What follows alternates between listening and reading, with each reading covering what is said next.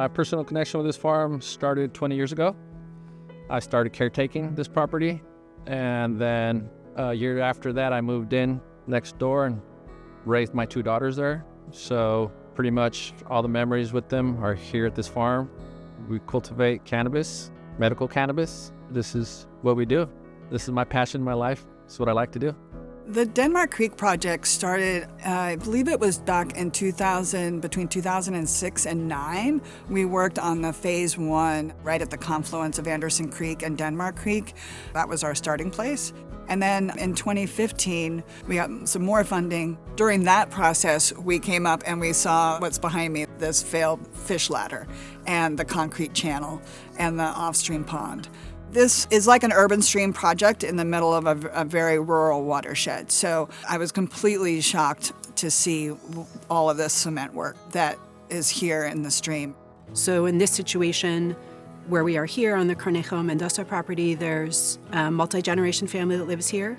They, through their cannabis compliance process, you have to obtain a permit from the California Department of Fish and Wildlife. And all features on the property have to come up to current regulatory standards, even if those things predate your ownership or any of the uses of the land that you have now.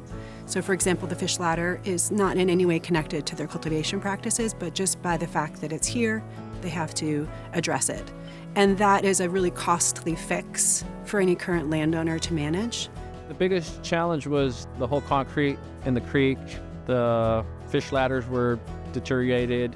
Nobody really wanted to take on this project, and they asked for permission. We said, great, anything to help the environment.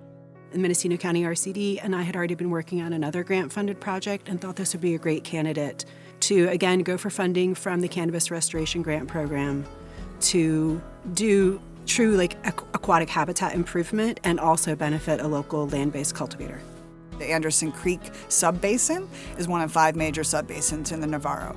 It is an undammed system. We have wild runs of steelhead and coho salmon here. The natural processes of the watershed and the fish to get to the upper parts of the system is really important. And so opening up fish passage, we're hoping to get fish all the way up.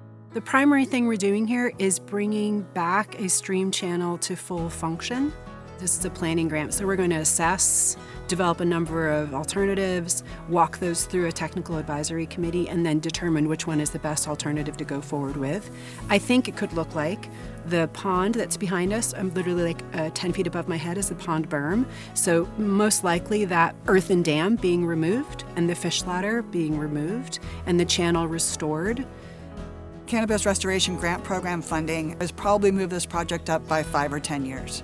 To have a project that helps restore watershed function, helps a farmer, a cannabis farmer, to grow responsibly, be off-stream, have minimum impact in terms of water withdrawal on the stream, and to be able to have a viable farming operation is really important for the whole of Mendocino County.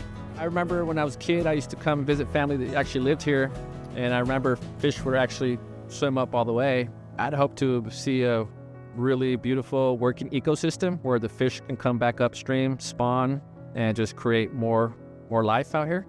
And it'd be nice to see that happen again. And for my kids to see it, my grandchildren to see it, that'd be amazing.